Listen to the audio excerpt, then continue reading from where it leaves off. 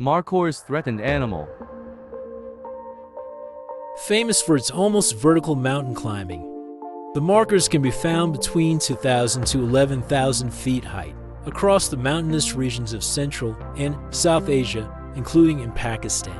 Around the world, their numbers are declining, falling to approximately 6,000 mature animals across the planet today.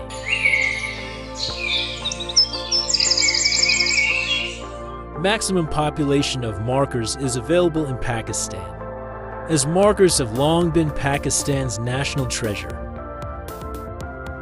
In lesser numbers, they are found in Central Asia.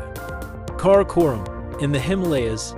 They are found in Afghanistan, Jammu Kashmir, Tajikistan, Turkmenistan, and Uzbekistan. The greatest threats to its survival are habitat loss, illegal hunting, including poaching, and climate change.